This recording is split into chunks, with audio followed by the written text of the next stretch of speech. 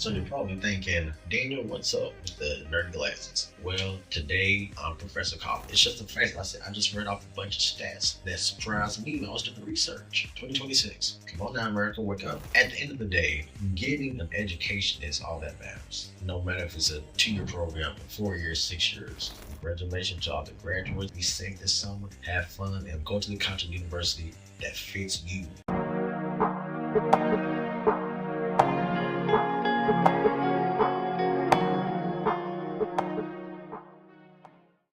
Welcome to episode 17 of Ultimate Opinion with your boy Daniel, aka D Money. On this podcast, I intend to be subjective and transparent and give my opinion on these topics. So you're probably thinking, Daniel, what's up with the nerdy glasses? Well, today I'm Professor Copper. The last time I had these lovely glasses on was last season when I had schooled my older brother David on the Marvel vs. DC episode, and I felt really good about that. Yes, I did. But today's episode's gonna be a really good one. Since we are in the month of May, there are going to be a whole lot of high school and college graduations that are going to be taking place across the United States. So I was thinking, what episode can I do to not persuade students or kids about what specific institution and colleges to attend? So I was just like, you know what? Let me do one on HBCUs and PWIs. So if you guys don't know what those initials mean, when I go through the notes, the definitions, hopefully by the end of this episode, most people who aren't really, I'm not going to say not smart, but if you really hadn't really paid attention to those initials, hopefully after I break down today's episode, you will know what each institution mean and the history behind it and all that, because that's what I'm going to talk about today. I'm going to talk about the history of HBCUs and PWIs, the stigma and racism.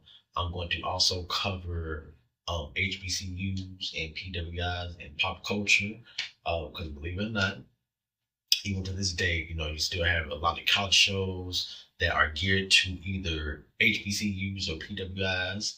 And then I'm going to also talk about the stats of white kids that attend HBCUs and black kids that attend PWIs. You're going to be really so surprised about the stats and the numbers. And then at the end, I'm going to talk about prominent figures, including, actors, actresses, athletes, and politicians that attended HBCUs and PWIs. So I just thought, since we're kicking off sometime, and like I stated, we're going to have a whole lot of kids graduating this month, I just thought, let's do an educational episode today.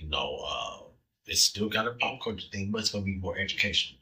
We're going to start off with HBCUs first. And like I said, I'm going to break down that definition for some people who might not know what that stands for, or actually know the first one. I think this episode is going to be really informative for anyone. This isn't just for young kids, older people, younger kids, anybody that may have some ideas on what colleges to attend and etc. So we're going to start off with the history of HBCUs. So HBCU stands for Historically Black Colleges and Universities. They were institutions established to educate African Americans. Most were founded between the years of 1865 and 1900, after the Civil War, so post the Civil War. Cheyney University of Pennsylvania, 1837, is the first HBCU. They provided crucial academic, social, and professional opportunities. Now I'm going to be talking about the stigma and the racism that surrounds HBCUs. HBCUs face significant stigma, including misconceptions that they are inferior and ghetto.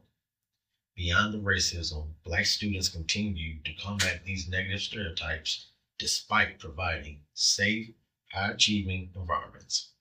A common misconception is that HBCUs are no longer relevant, with some questioning why they exist. Often, HBCU perceptions are unfair regarding their academic quality, endowment rates, and prestige compared, of course, to PWIs. Unfortunately, HBCUs face underfunding, which is legacy of segregation and a form of institutional racism. So there was just a little background, and like I said, just a little history of the first HBCU, which was Chain University in Pennsylvania.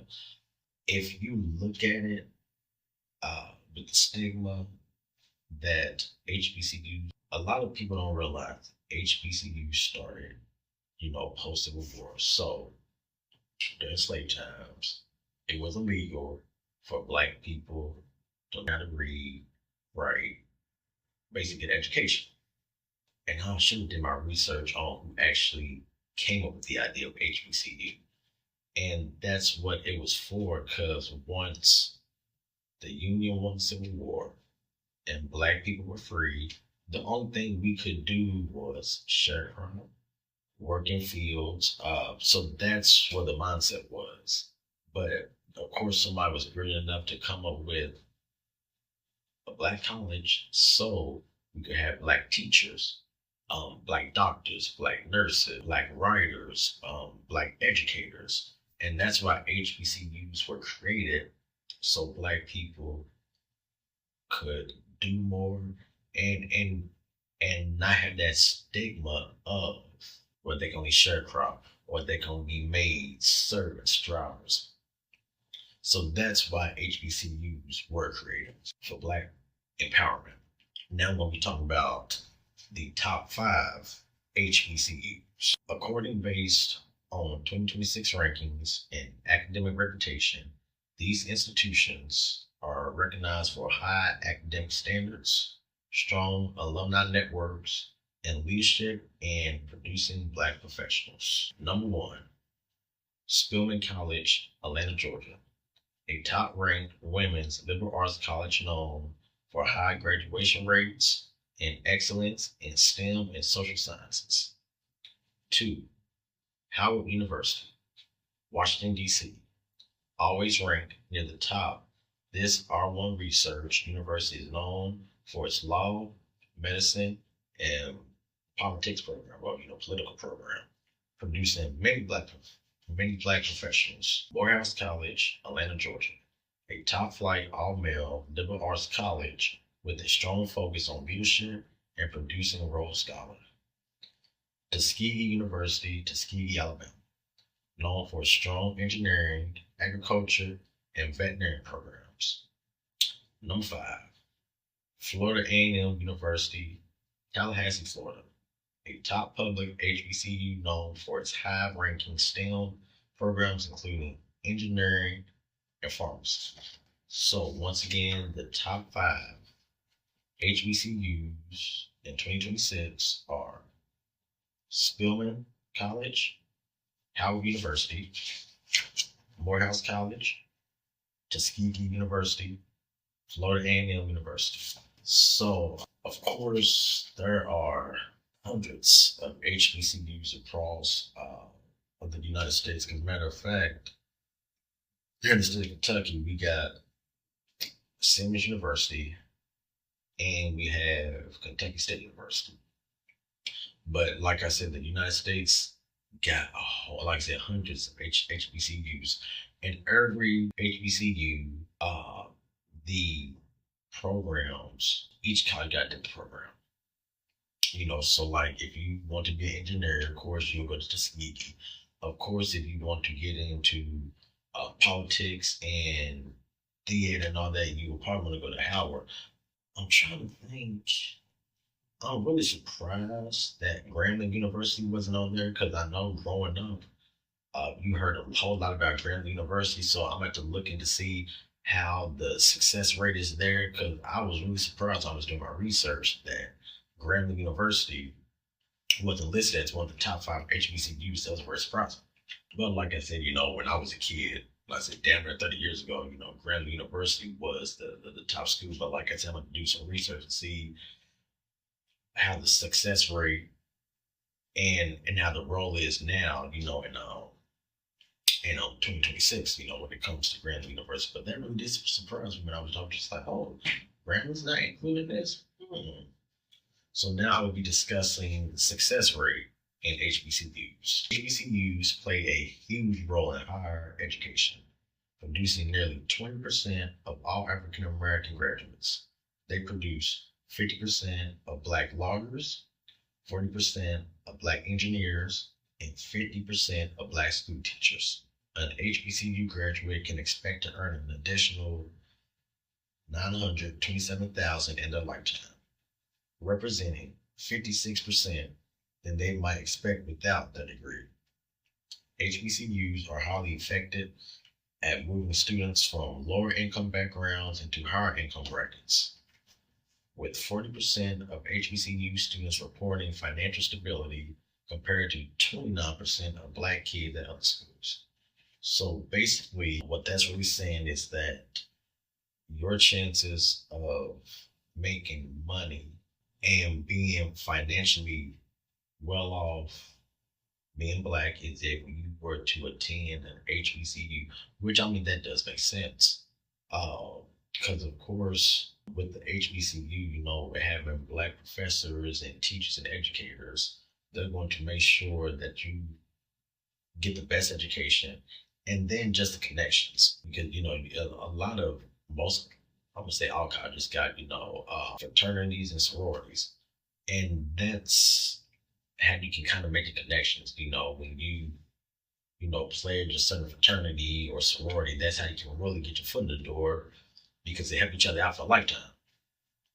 So, and I must say, when I was doing my research, that was surprising that Black students will make more once they graduate from HBCU versus a PWI, which is surprising because, as I said in my opening statement, most HBCUs don't get funded.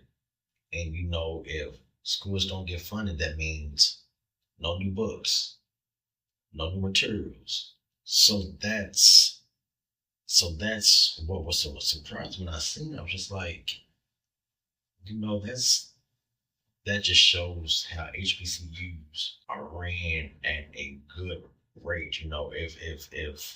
If you got these doctors, lawyers, and engineers coming out making all that money, but HBCUs aren't really getting funded. But I say not only is it by the grace of God that they're still around, but I'm sure it is all your alumni, boosters, all of them still pumping money to make sure that these Black kids can be successful.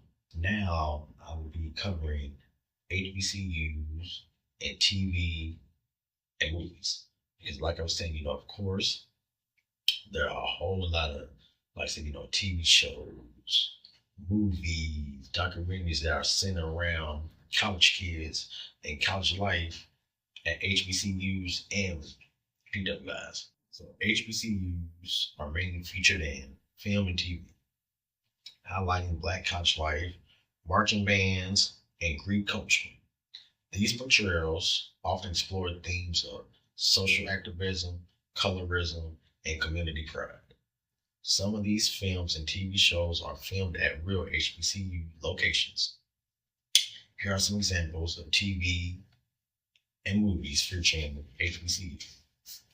Of course, one of my favorite shows that I still watch to this day, A Different World, 1987 to 1993, a spin-off of The Cosby Show.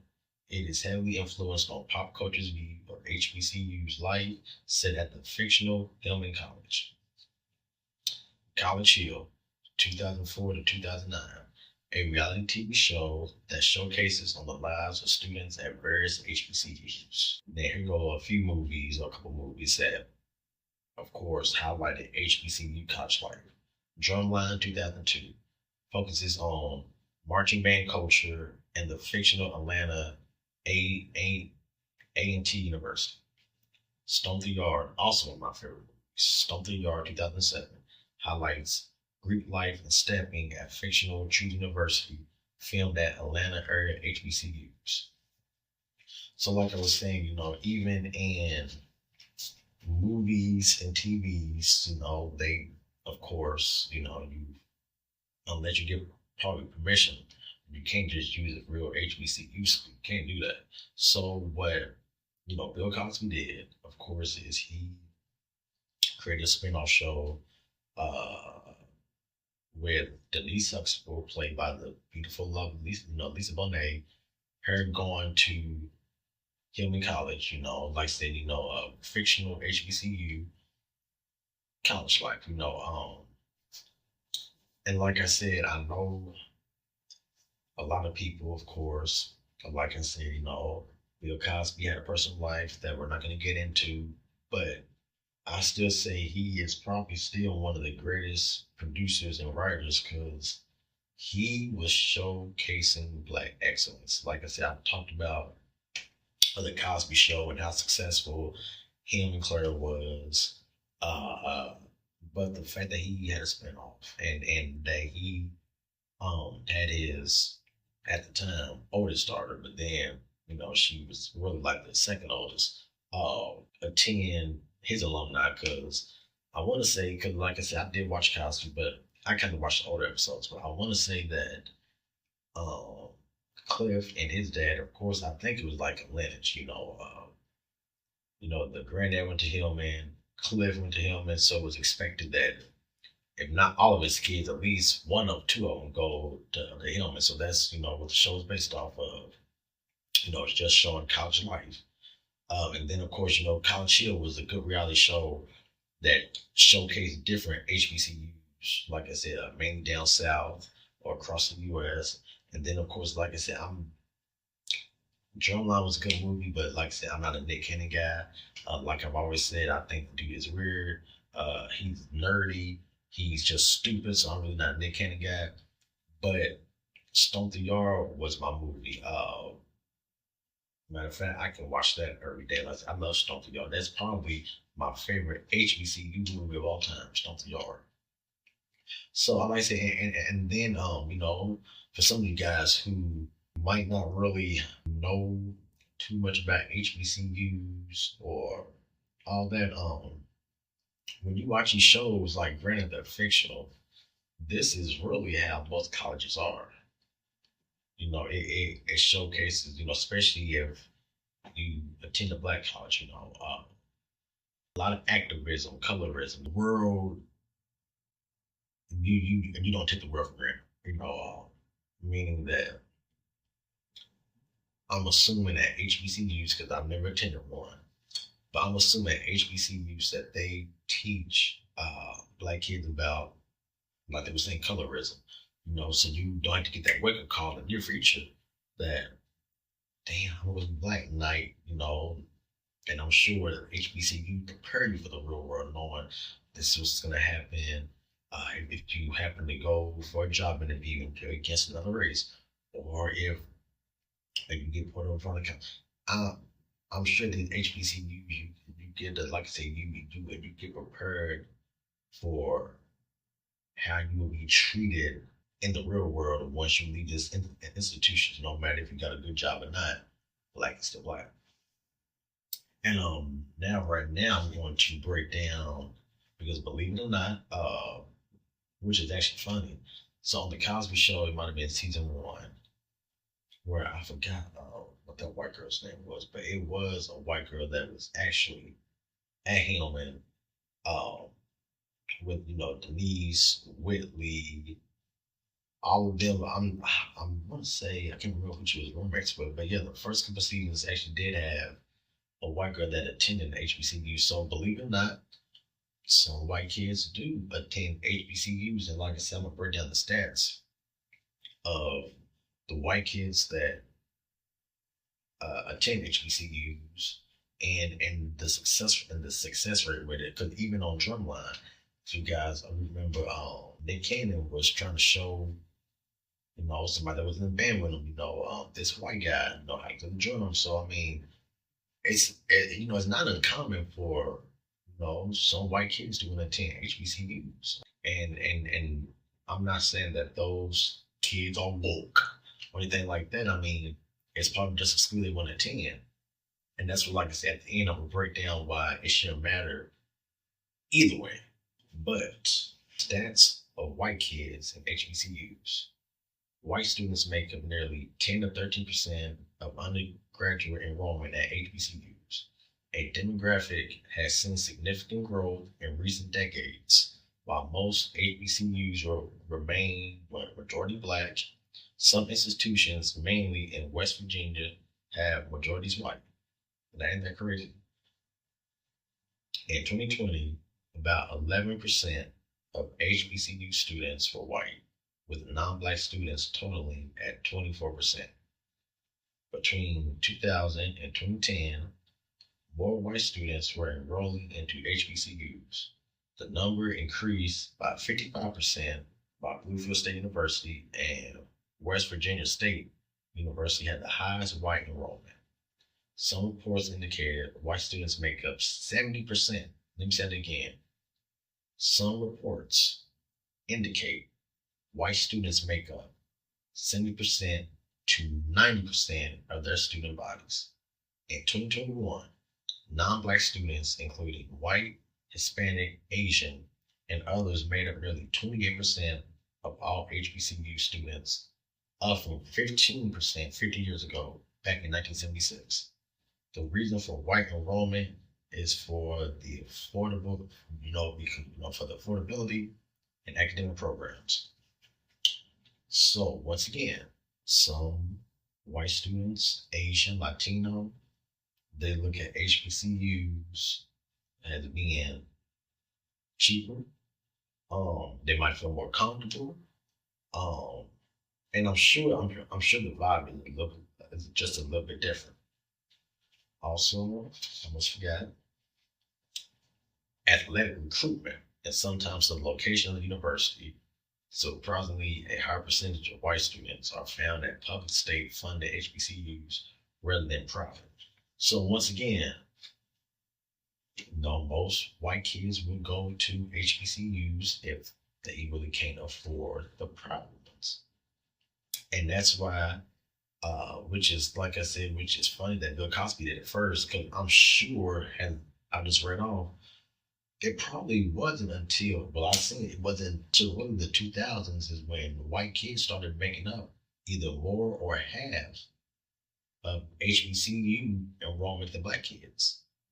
So once again, Bill Cosby was ahead of time when he did this in the late 1980s.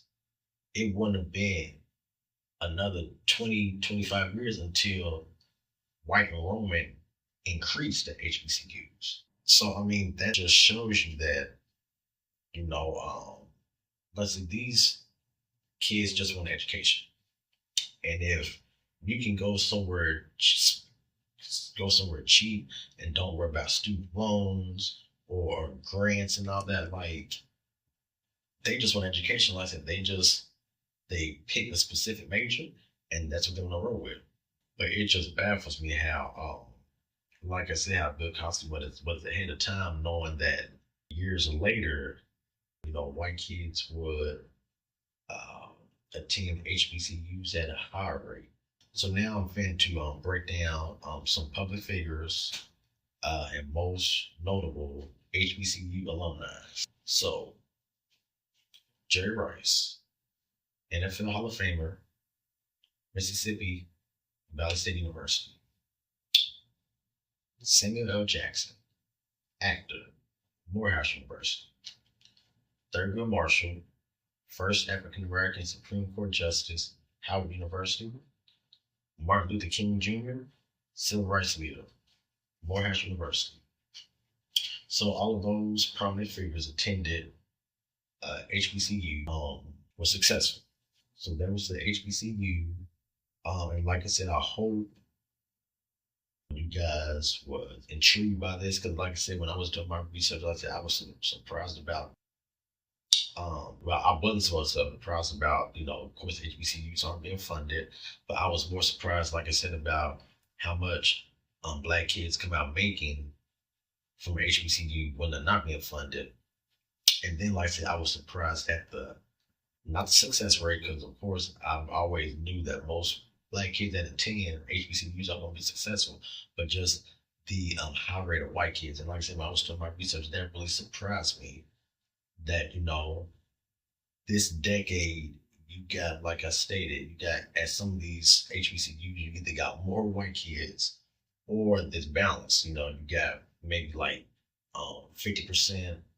I guess well, you probably have 60% black kids, and then probably like 40% white. So that's like I said, when I was doing my research, that surprised me. Like I said, with the rate of white kids wanting to attend these HBCUs. So now I'll be highlighting PWIs. So history of PWIs. PWI stands for predominantly white institutions, are historically rooted in Western European models like Oxford and Cambridge, with early American colleges like Harvard 1636, William and Mary 1693, and Yale 1701. Established mainly for white kids, these institutions were in most cases supported by the slave economy and discriminated against black students for centuries. Of course, that's not a surprise. Yale, Harvard, and then we got Cambridge, that's in England. Ivy Leagues. That's it. Could be the history behind Ivy Leagues, the discrimination that they have against minorities. I'm sure probably women. It's ridiculous. But like something about to get into the stigma and the racism of PWIs. According to Westchester University Digital Comments in 2022, stigma and racism at PWIs continue to create hostile environments for black students and students of color. Examples include microaggressions, isolation, and being viewed as less intelligent or aggressive, tokenized. Students of color often feel both invisible, unheard, and hypervisible, scrutinized on campuses with low diversity. Many students fear of reporting incidents, assume that the university will protect the institution over them, often lead to more harassment when reporting racism. So what that means is most minorities and black students that attend PWIs, they don't report bullying, harassment, racism because they know that it won't be taken seriously, especially if you got a rich generation kid whose grandfather, father don't put money into that institution. Do you really think it's going to be a terrible example? It's going to probably be controversial, but I don't care. So, do you really think if Donald Trump's son, Donald Trump Jr., I'm just using this as an example, attended Harvard or Yale, and he was bullying, I'm not just don't even say about a minority, just bullying in general, and somebody reported that, do you really think Harvard University will be like if a student wrong? Well, and this is even before Donald Trump became president. I'm just saying, just Donald Trump in period, and just Donald Trump in period. I'm using this as an example. Well, I would like to report a harassment charge against Donald Trump Jr. And you should take it to the faculty or whatever, the guidance council, whatever. Do you really think they'll take the time? Well, they'll probably write it down. Oh, yeah, get taken care of. These minorities and black kids know that if you were to tell somebody with money or who's prominent in that university, they're not going to do nothing because they're not going to want that person's family to pull that money back. They're not going to want that family to put their support. So, of course, bullying and all that goes unheard because I'm going to say minorities, black kids, and poor white kids know that if you're being bullied by, like I said, prominent kids that, like I said, got family lineage in that college, nothing's gonna happen. That's not so. That really did not so surprise me because I've actually seen movies like that where people of color are being harassed at these PWIs. But like I said, these rich kids got their parents boosters, and that's paying for that are pumping money in that school in those programs.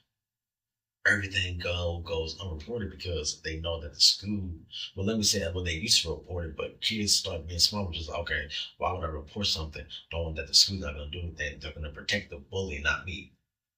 I mean, that's just crazy. Like, why would you even do that knowing that you're just wasting your time? So, like I said, me doing my research, that did not surprise about the harassment, all that goes on because like I said, I've seen it on these shows and on these movies, and I know that, like I said, I haven't attended an Ivy League or PWI, but I just can tell firsthand that that stuff does go on. So, top five PWIs. Top predominantly white institutions are often seen for their academic prestige, resources, and large, diverse student bodies, even though they remain majority white. And that's why I don't get why they try to slide that large, diverse, where it might be 20 or 25%, but it's still mainly white. Top ranked national PWIs include legal research universities and liberal arts colleges. Number one, Stanford University, Stanford, California, known for its innovation, strong research programs, and diverse student body, often cited as a top-tier institution. Vanderbilt University, Nashville, Tennessee, well known for its high-ranking academics and vibrant campus life. I think I'm gonna say this right. Pomona, Pomona College, Claremont, California, a highly ranked liberal arts college known for its academic environment and diverse student population. Duke University, Durham, North Carolina, known for its excellence in research, athletics, and academic prestige. University of California, University of Virginia, Charlottesville, Virginia, a top-notch public university with a rich history and strong academic reputation. So again, top five PWIs are Stanford University, Vanderbilt University, Pomona University, Duke University, and University of Virginia. So once again, I was really surprised that one of those Ivy Leagues was not ranked in the top five. You know, of course, I said from the HBCU down, so of course at Graham University wasn't listed as top five. I'm surprised. Like I said, at Yale, a Harvard, a Princeton, a Brown University. I'm surprised one of those Ivy Leagues was not listed as the top five when it comes to PWIs. But you know, like I stated in my research, of course, they're funded by boosters. And like I said, you know, billionaires who are alumni. So of course they can have top academics, top sports, like I said, textbooks, probably now iPads, all that these PWIs can get because they are well funded. And when you have a well funded college or university, kids will succeed. But you need money. These PWIs got money because, like I said, you got these billionaires, you got these corporations, you got the alumni that are steadily pushing money into these colleges. And that's why more HBCUs need to be funded. But like I said, by the grace of God, they're still around. Black kids, white kids, any other kid is still enrolling at HBCUs at a high level, and they're being successful. And that's all that matters. So now I'm gonna break down the success rate in PWI. So white students at PWIs have some of the highest college completion rates, with graduation rates often exceeding 60 to 67% within 4 to 6 years. They are 6% more likely to graduate than Latino students and 2.5 times more likely than Black students at public universities. That's not surprising. 64 to 67% of white students graduate from four-year universities.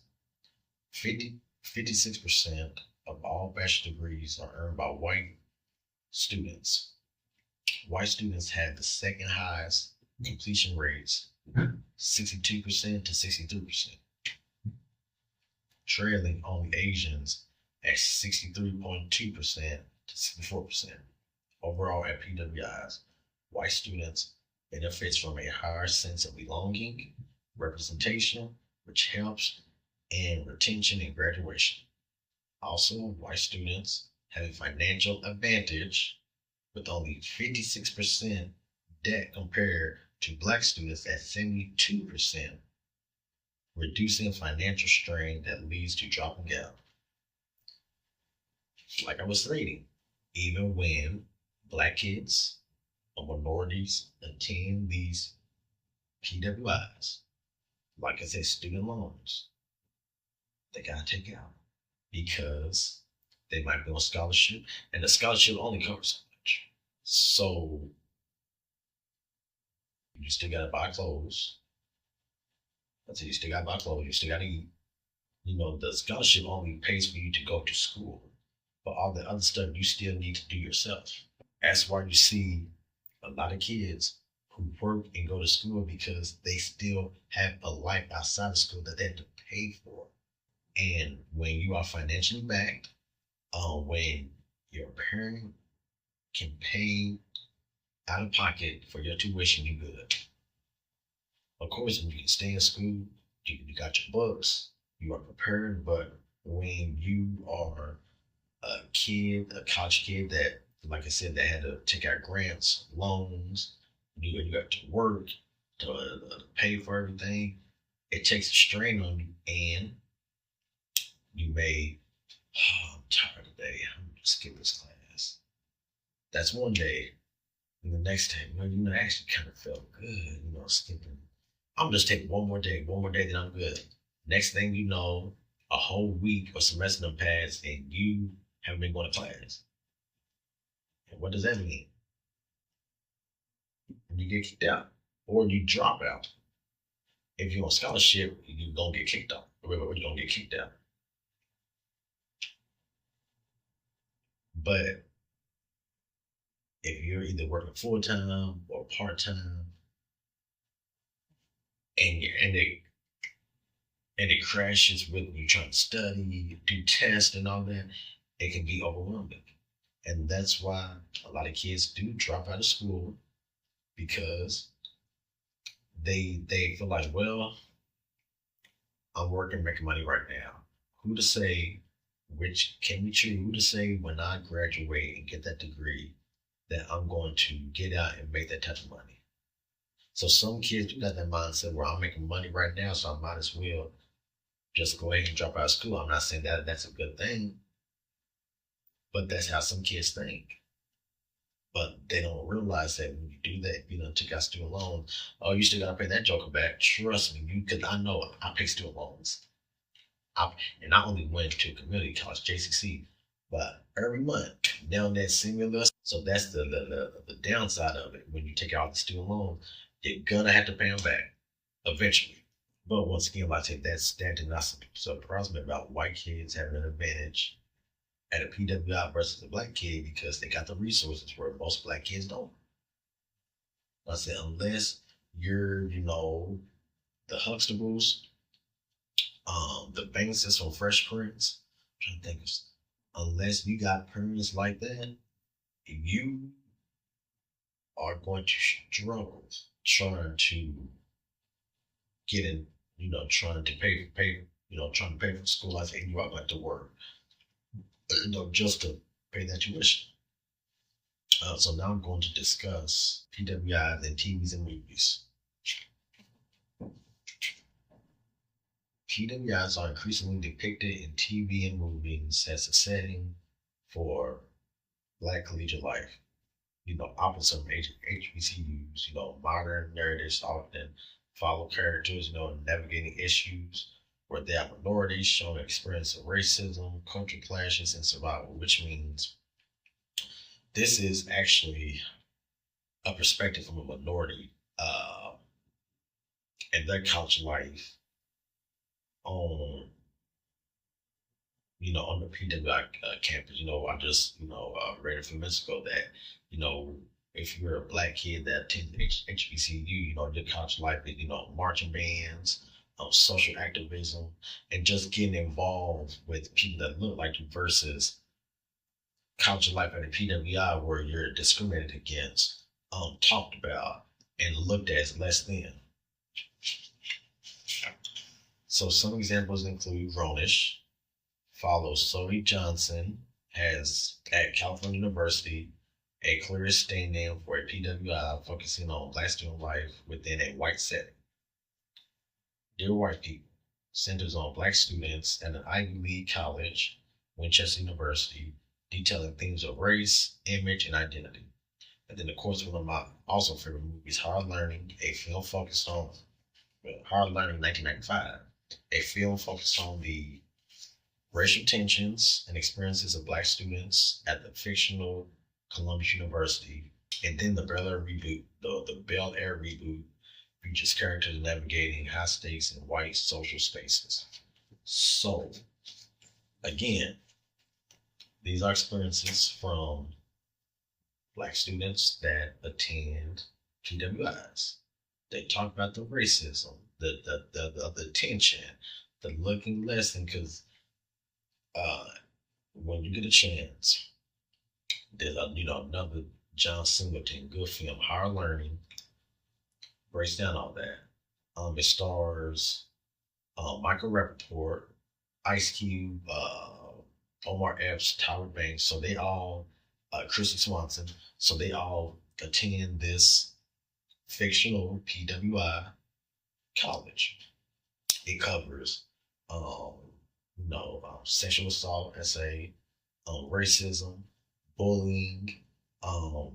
It just focuses student life. It just focuses on all that, and the black students are treated less than in that movie. They're being harassed by not only the students, security on the campus constantly stops them, asks for ID, tell them to keep their music down, always roughing them up. And this is on campus. This is what they're going through, of the black kids at this school.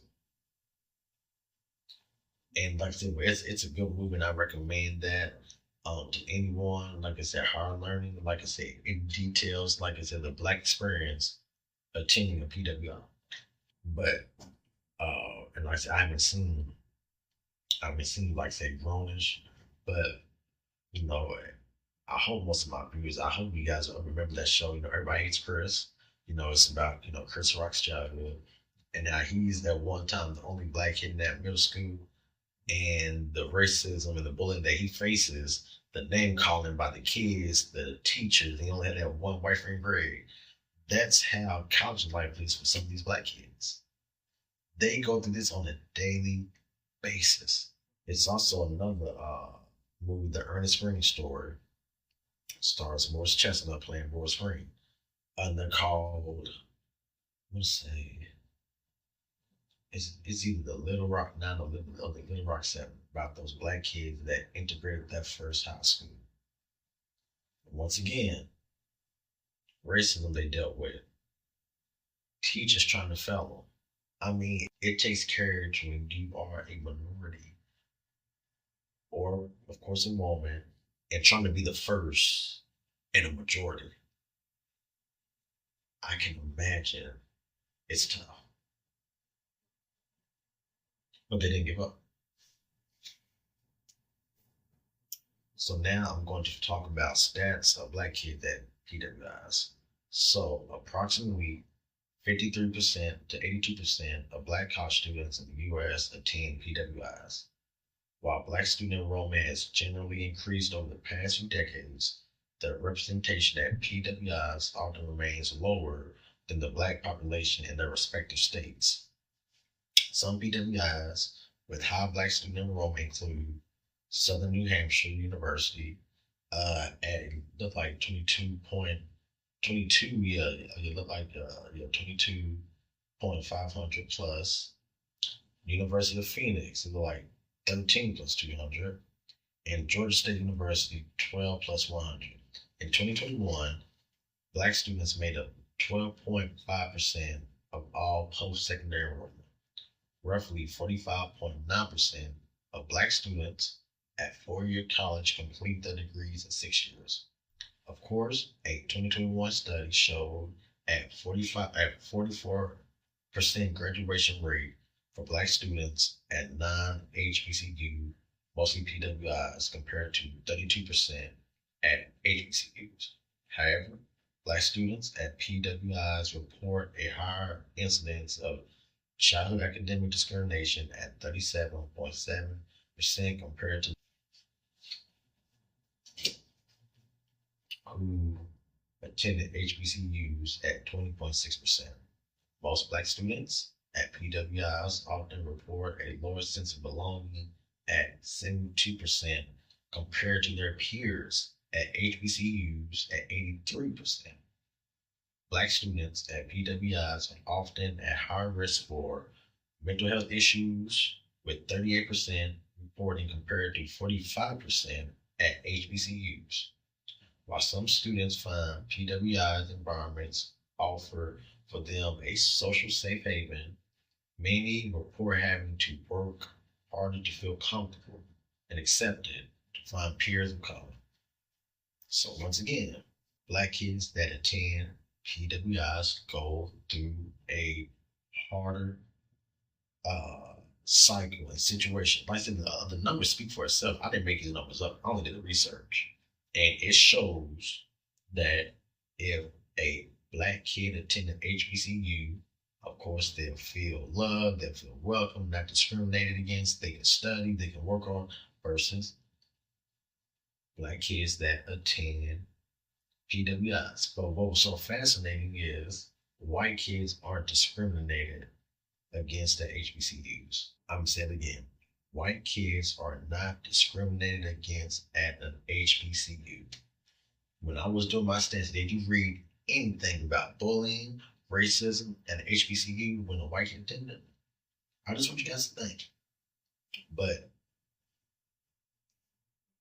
Black kids who may want to attend these PWIs are discriminated against.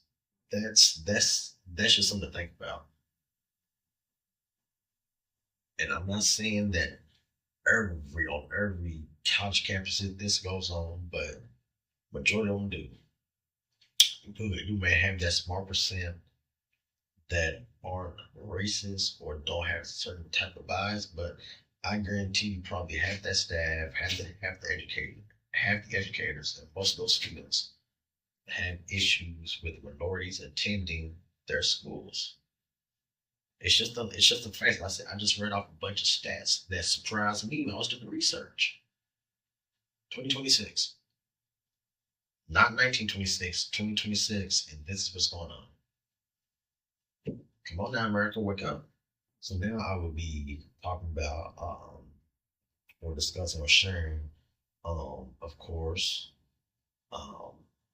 notable alumni and public figures that have attended PWIs. So, Tom Brady, University of Michigan, NFL player, Farrah Fawcett, University of Texas at Austin, actress, Bill Clinton, Georgetown University and Yale Law School, 42nd U.S. President, and George W. Bush, Yale University, Harvard Business School, 43rd President.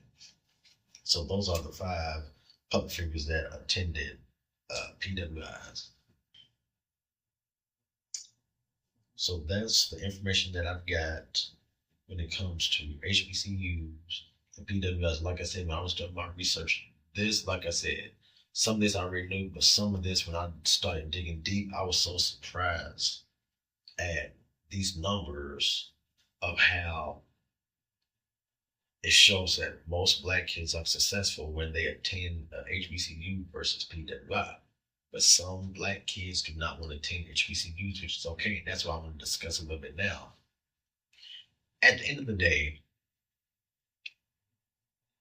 getting an education is all that matters. No matter if it's a 2-year degree or a 2-year program, or 4 years, 6 years, whatever program you're going for, that's all that matters, trying to get an education.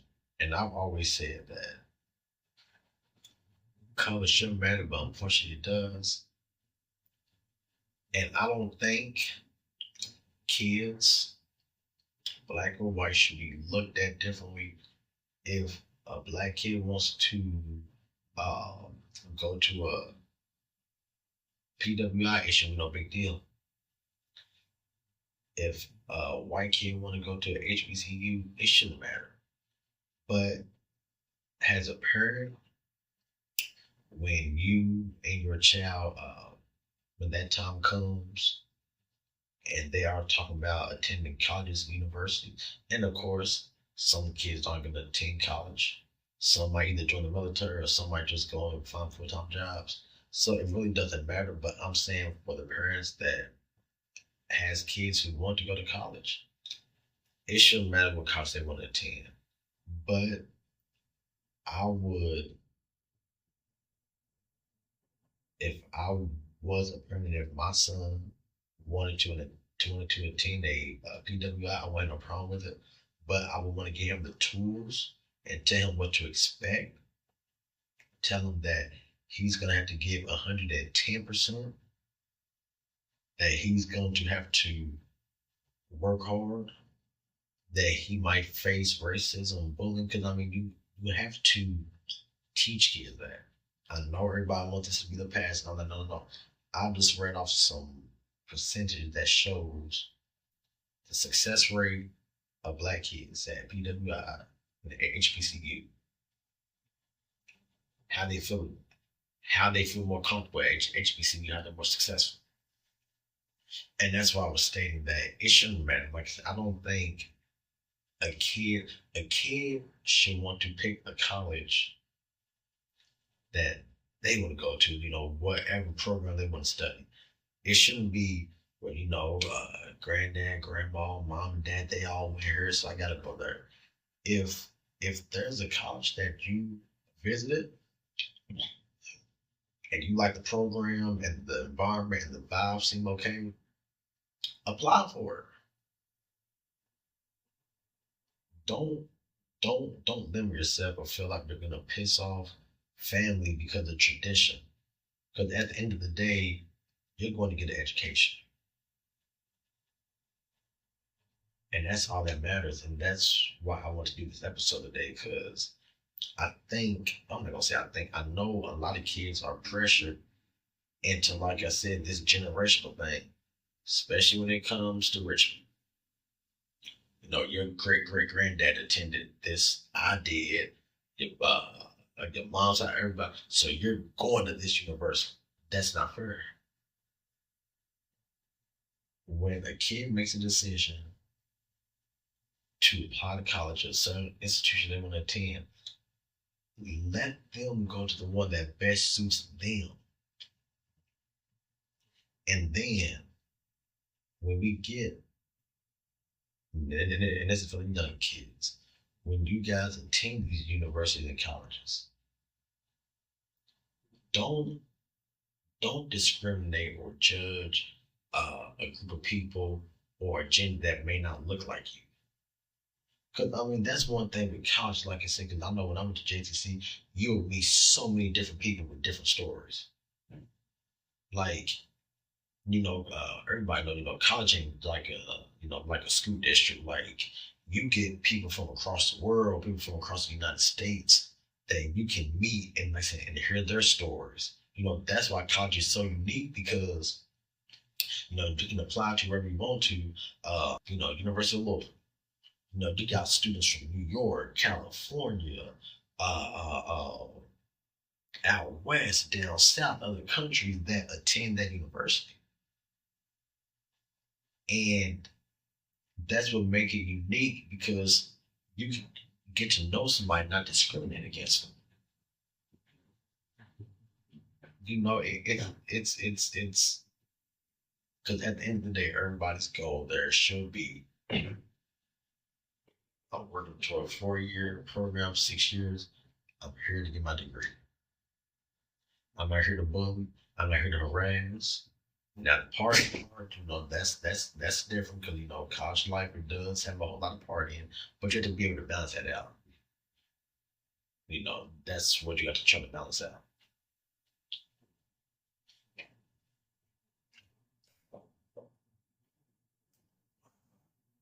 But like I said, I don't think nobody should be judged just because you have a black kid. That black kid shouldn't just you're gonna go to you're gonna go to an HBCU or white kid. You're gonna go to the PWI. If they want to mix, go to an institution that people don't look like them. So what's the big deal? Just give them the tools on what to expect and how to carry themselves and how to conduct themselves. Guys, I hope today's episode was really informative. And like I said, I want to do something different since we're in the month of May and a lot of graduations is going to be going on from here to June. I just wanted to break down some stats when it came to HBCUs and PWIs so you guys can know that, they're institutions, but the history behind them, especially like I said, when it comes to PWIs, they're not so pretty. But you still got blacks every day going in and out, and they're being successful no matter if it's HBCU or PWI. They're still graduating at a good success rate, or they're still getting out making money, and that's all that matters. That's all that matters. Like I said, congratulations to all the graduates from high school and college. Like I said, be safe this summer, have fun, and go to the college and university that fits you,